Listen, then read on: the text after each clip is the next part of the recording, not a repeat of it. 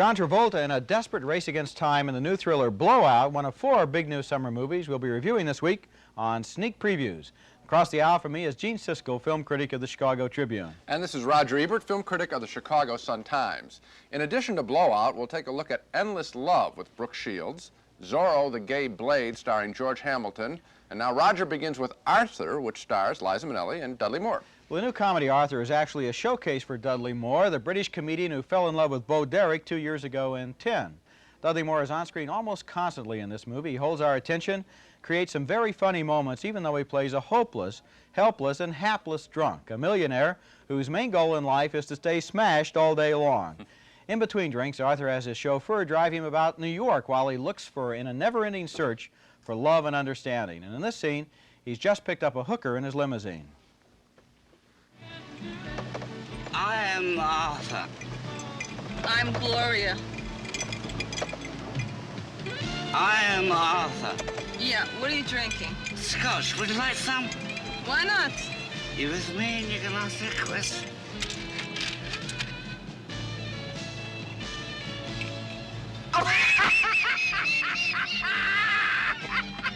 What's so funny now? I sometimes just think funny things. What do you do for a living?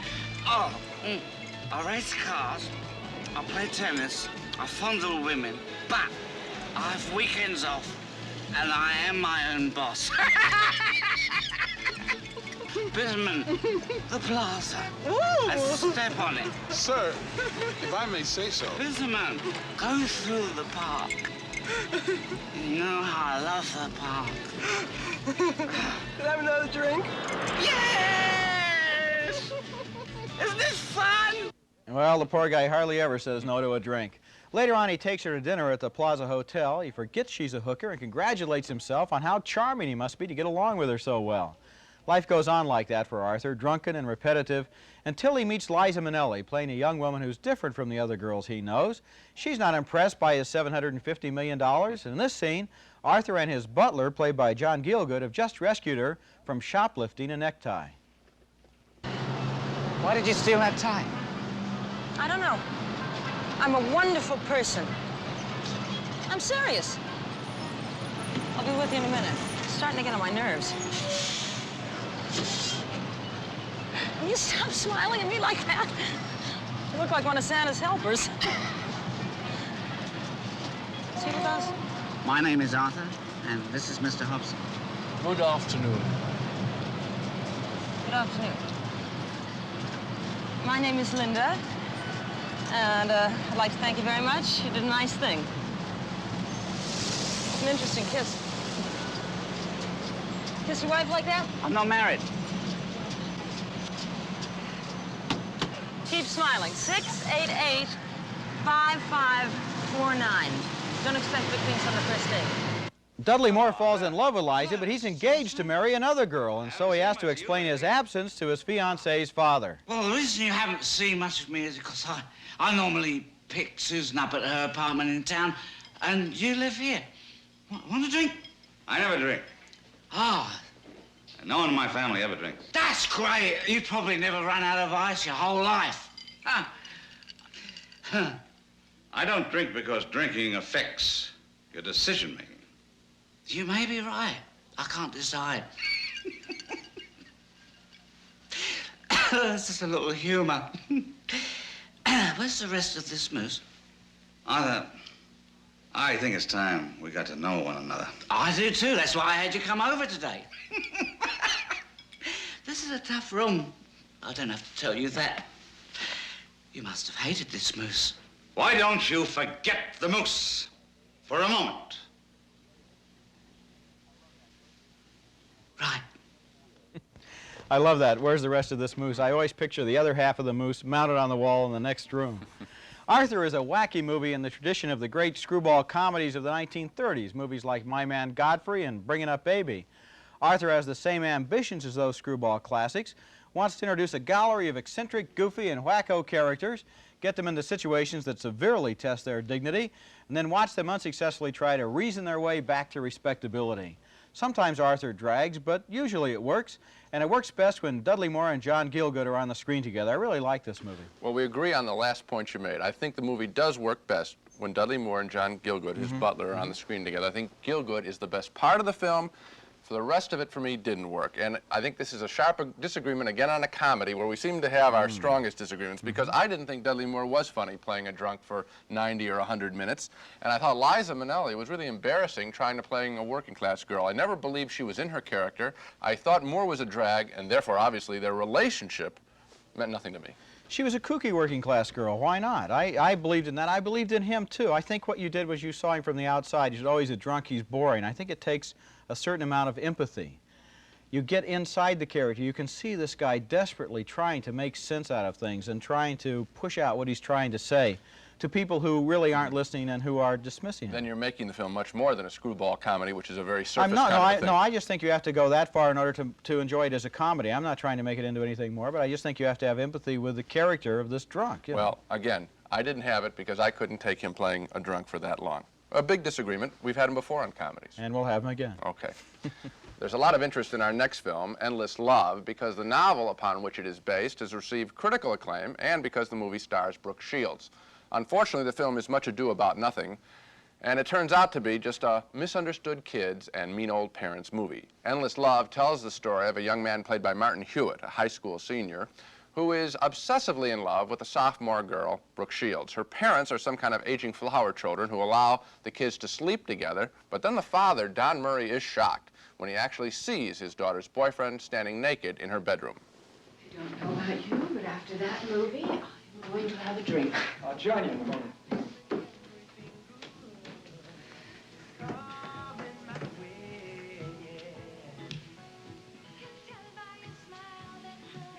Hi, Pappy. How was the movie? Very good. Good night. Right. Oh,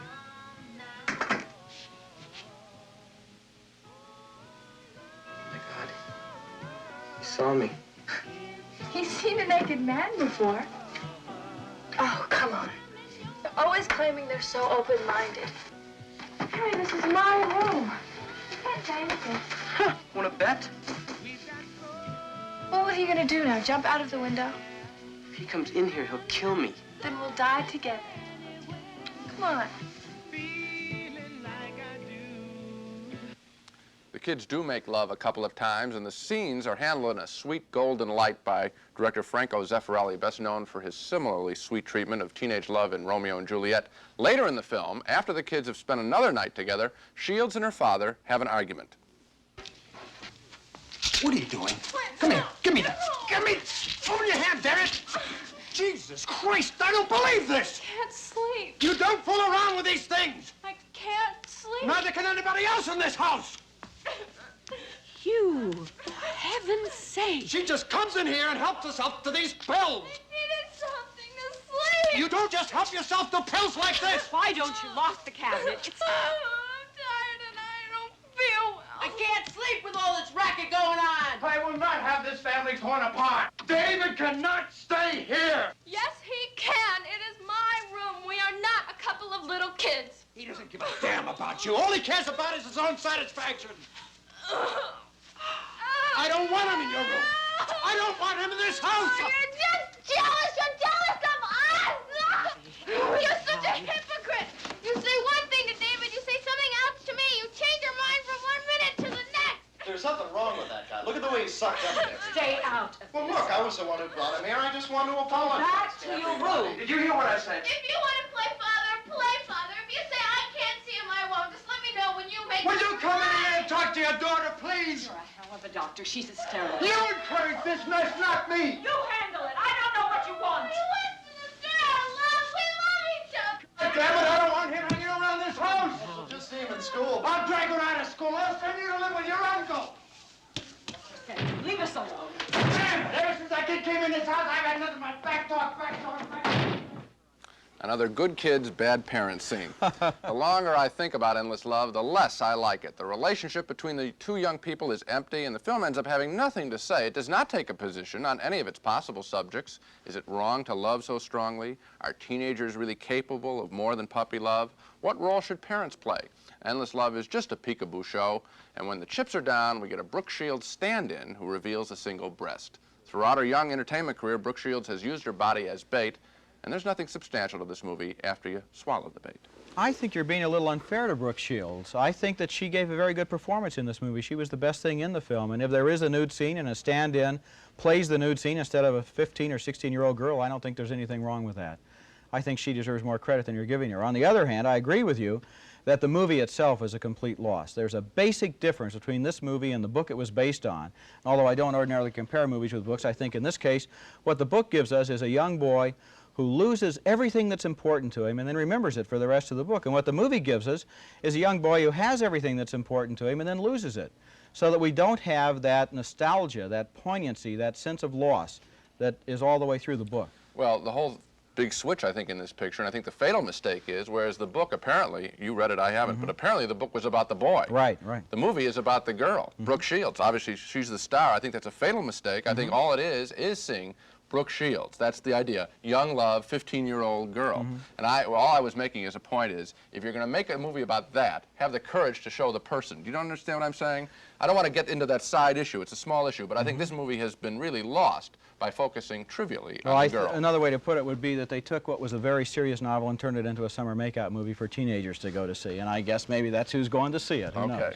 George Hamilton has had a movie career that resembles a roller coaster. He's a star one year, he's out of work the next year, he's appearing in junk one year, and then he's doing good work again the next year. Right now, his career is on the upswing after the big success 2 summers ago of his Dracula spoof, Love at First Bite.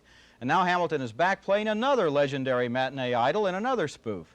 Zorro the Gay Blade is a comedy about a Latin swashbuckler, a turn-of-the-century California Robin Hood who robs from the rich to give to the poor. Well, the twist this time is that behind his mask, Zorro is a rich, reactionary landowner who actually doesn't give a hoot about the poor. He inherits his Zorro costume and his legend from his dead father, who was the real Zorro. In this scene, George Hamilton, dressed as Zorro, and his servant, dressed as a shaggy bear, are on their way to a costume ball when they return some stolen money to a peasant family.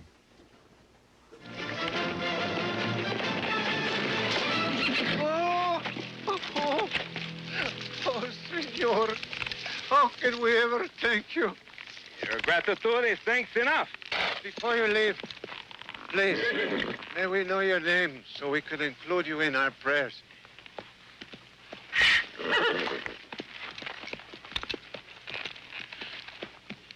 Tell me, how long will you live in this district?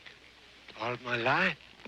And you stay informed of the local events, the news, and the gossip? Si, senor. Ah, bueno, bueno. You recognize that famous sign, huh? Oh, yes, senor. It is a number 2. That is not a 2, that is a Z. Oh, if you say so, senor. But in the school, that is how they teach my granddaughter to draw too. Well, I say it is a Z for El Zorro. Zorro! Oh, Zorro! Oh, Zorro! That is a little more like it. Praise be to God, you are back. Spread the news that he is back to help the helpless, to befriend the friendless, and to defeat the defeatless.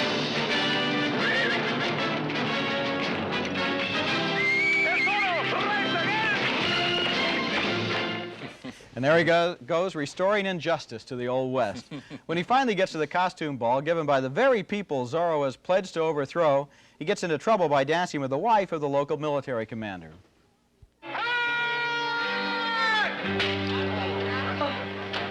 May I cut in?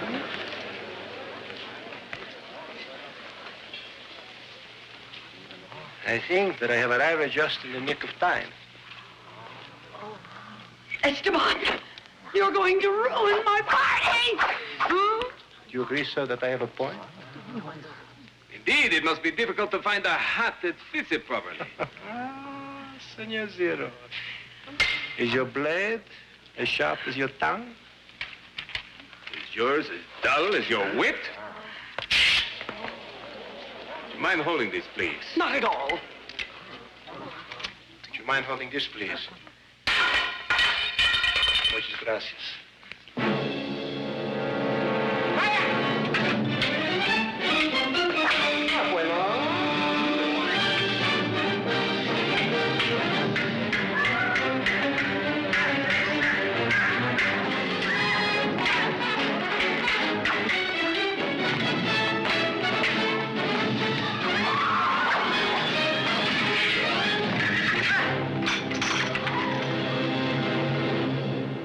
Now it is my turn to carry. I can see that your pockets are lined with the money you have stolen, and your shoulders are padded with false expenses, and your panties bulge with greed. Get that man! He has stolen the people's taxes! Hey! Get him! That was Ron Liebman as the frustrated commander, and Brenda Vaccaro was his long-suffering wife. The big joke in Zorro, the Gay Blade, is that Zorro turns out to have a twin brother who's a homosexual, and Hamilton plays both roles. When Zorro breaks his leg, the twin brother takes over as a gay caballero. And if you thought the jokes in the first part of the movie were obvious, you haven't seen anything until you've seen it after that happens. Zorro, the Gay Blade has a few laughs in it. George Hamilton demonstrates that he does have a talent for broadly acted satire. But the screenplay is awfully predictable and awfully dumb. I didn't like it. I didn't think it was that bad in the beginning of the picture, and I was enjoying it, and I think a lot of people will enjoy, certainly the beginning of the film, but I think you put your finger on exactly where the movie goes wrong, and that's the second half when they bring in the gay brother. It's just another gay, limp-wristed stereotype trotting through, so he wears different color outfits, and that's supposed to be funny. There's no character there. It's not very interesting. I thought the movie would have been just fine if George Hamilton had played the first Zorro and leave it at that. I wonder if my memory forsakes me or not. It seems to me the original Zorro movies were funnier than this because they thought that they were serious, and so you could laugh at Zorro's ridiculous pretensions. This time, because they know they're funny, you're sitting there watching them go for laughs, and so you're in judgment. You're saying, oh, it's not that funny. I think that's a good point, because we also have the new Superman movie, which is a good example. Superman, they take it seriously and with a little slight wink. This film, it's, you know, giving you one of these in the sides every time. Aren't we funny? And I don't think it works at that level. I like it even less than you do. Okay. Our next picture is a real step up in class. It's Blowout, an exciting, thoughtful new thriller by director Brian De Palma, who has made such interesting thrillers as Sisters, Carrie, and Dressed to Kill. Blowout has a little more content to it than those films. It's an unnerving blend of a series of national tragedies: President Kennedy's assassination, Senator Kennedy's accident in Chappaquiddick, and the Watergate cover-up, all rolled into a story about a movie sound effects technician on the trail of a political murder. John Travolta stars as the sound expert. One night he's out in the country recording the sounds of nature for a movie he's working on when a car carrying a state governor and a young woman comes rushing by him.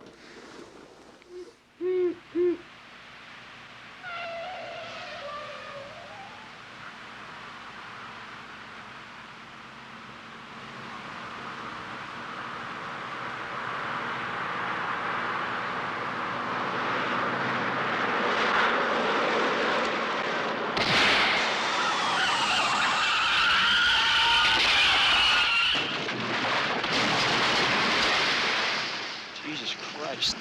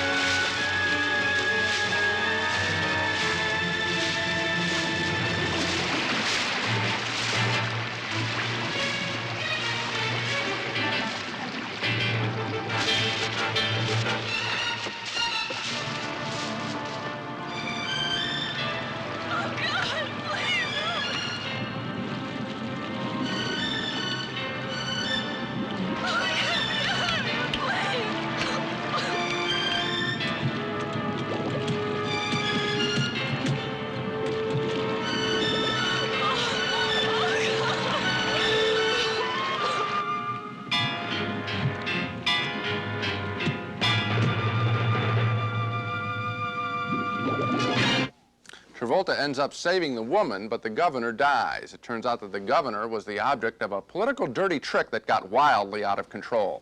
And Travolta and the young woman end up being the only ones who try to get to the truth of his death. In the process, both of their lives are threatened. In this scene, Travolta wires the young woman for sound with a hidden microphone. They're both a little paranoid as she goes off to meet a television reporter to give him the story of what really happened. Okay, give me a sound level. Count to 10. Slow. 1, 2, 3, 4. No, just normal. 1, 2, 3, 4, 5, 6, 7, 8, 9, 10. All right. Come on, we gotta get going here. Okay, now look, don't forget you got this on, okay? Okay. If you need me, just talk to me. You got that right there. Okay, affirmative. Sally, come here. What? Thank you.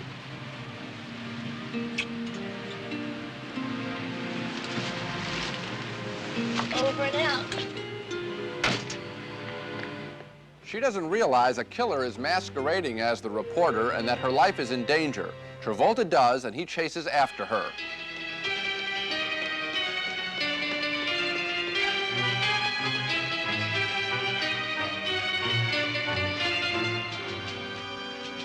Well, I guess we lost him, huh? Well, we can't be too careful. I tell you what, why don't you just walk slowly down to the end of the platform right in front of me, okay? Gee, I don't know why you think anyone would want to follow us anyway. You'd be amazed what some people would do for a story like this. Yeah, I guess so. No, don't turn around. We don't want to give ourselves away, huh? Yeah, right. Just pretend like nothing's happened.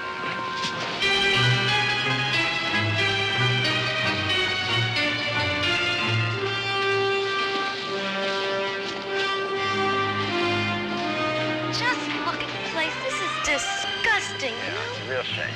And it's not even safe anymore, you know? It reminds me of that story about that guy in New York. You remember that one? Yeah, I think we did a piece on it. Yeah, he's the guy who'd ride the subways at rush hour and he'd stand in the corner real quiet so as nobody'd notice him, you know? And then they'd pull into a station and he'd open up his coat and he'd pull out this big old meat bar. Wham! He'd whack him right over the head with it. Let's go, Sally. Yeah, and then they had this transit strike and he just disappeared. It's like he went on strike too, you know? That was John Lithgow, just terrific as the bad guy in this film. This is a different kind of role for John Travolta, too. He's not playing a teenager here, as he did in Grease or Saturday Night Fever. He does a believable job of unraveling the mystery and involving us along with him. Blowout is a good, tense thriller, and also a fairly serious consideration, I think, of the political dirty tricks game and of our national nightmares of political assassination. That's why I really like Blowout. It's much more than a thriller. Total agreement. I think this is Brian De Palma's best picture. I think it's one of the best pictures of the year. I liked it for 3 reasons. I think you probably share them. It works as a thriller. It works as a consideration of political conspiracy. It really does give us a feeling behind the Watergate mentality. Gee, we've committed a little crime. We have to commit much bigger crimes to cover that up. The third thing that I really like, this is something De Palma doesn't always do, he made the characters in this movie very believable as human beings. Even though they're involved in this really labyrinthine conspiracy, most of their actions are things that I think most people would do if they were in the same situation. I never felt the characters were doing things only because the plot required them to. You're saying that De Palma's film has a lot more humanity than some of his others, which have been a lot of shock shows. I think that there's a final scene, I won't say what it is, there's a final shot in this movie that I think is one of the saddest scenes that I really can ever see, done by Travolta. I think the film does step up in its class from just a mere thriller. And I think that there's a real return to the movies of the early 70s, American films, thinking about what's going on in the country. And I like that about this picture. I cared about these characters and the job of telling the truth that they were trying to do in this film. It got to me. I think that last shot with Travolta, the reason it strikes us so deeply and really affects us is that it's a tribute to Travolta's performance throughout the whole film. We really care about this guy. He's not simply a pawn in a thriller. Well, now we go to some bad movies. It's Spot the Wonder Dog leaping into the balcony to remind us it's time for the Dogs of the Week. Well, my dog this week is Blood Beach, and the monster in this movie is the biggest ripoff since the ghost in the invisible bikini. You hardly ever see the monster in Blood Beach because it's beneath the sand. All you see is one hapless victim after another getting sucked down into the sand by the underground monster while the cops try to figure out what in the world is happening. Blood Beach stars Burt Young as a police detective from Chicago named Lieutenant Royko. Guess he's inspired by the Chicago newspaper columnist Mike Royko. And every time another victim gets sucked down to a sandy death on the beach at Santa Monica, Royko says, "This would have never happened back home in Chicago." When the monster finally appears, it looks like a bloodthirsty Venus flytrap. Scientists say they want to study it, but Royko says they ought to blast the hell out of it. Well, that's the old Chicago spirit. I saw the picture, too. I thought it looked like a mutant gladiola, and you only see it in the last 10 minutes. Yeah, a real ripoff. Just a glimpse. My dog this week is a kung fu laugh riot called Superpower. It's a film filled with dozens of unintended laughs while telling the story of a second-generation rivalry among a bunch of kung fu experts. The film opens with a 10-minute fight in which one kung fu master pummels the head, face, shoulders, arms, stomach, groin, and legs of another fighter. The victim finally lies groggy on the ground when a warlord supervising the fight yells, "Stop it, that's enough." It's nice, the guy's half dead. Like so many kung fu movies, Superpower is badly dubbed with American voices saying totally incongruous things. At one point, an Oriental man argues about whether he should attend a rival's dinner party. He speaks with great formality about the risk of offending his host if he doesn't attend versus the risk of insulting the memory of his father if he does attend. Just then, his Oriental wife speaks up in an American accent saying, "Come on, it's only a dinner party." That's Superpower, a very funny dog of the week. So much for the dogs. Now let's take a look at the main movies on this show. We disagreed on Arthur, the comedy starring Dudley Moore as an eccentric drunken millionaire. I thought Moore was inspired in a difficult role. Gene votes no, because he couldn't stand that character or Liza Minnelli's character. We agree, though, on Endless Love, the teenage romance starring Brooke Shields. We agree that Shields is very beautiful. We agree that the movie is very bad. 2 no votes. 2 more no votes for Zorro, the Gay Blade, starring George Hamilton in a satire of the venerable Hollywood hero. I thought the gags were obvious and the story wasn't intrinsically funny. Gene liked the straight Zorro, not the gay one. He joins me in voting no. We both gave big yes votes to Blowout, the Brian De Palma thriller starring John Travolta as a movie sound man who stumbles onto a conspiracy.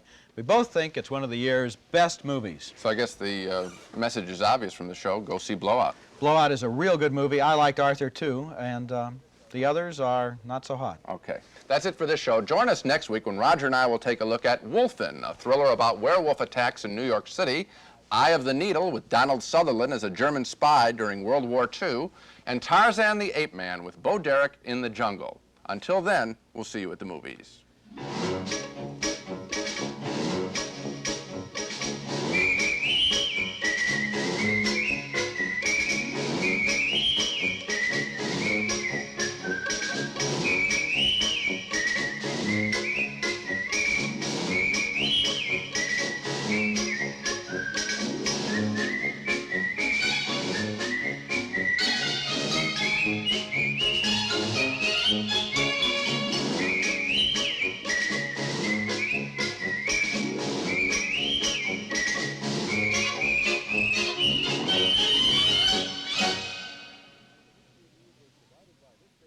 Funding for sneak previews was provided by this station and by other public television stations.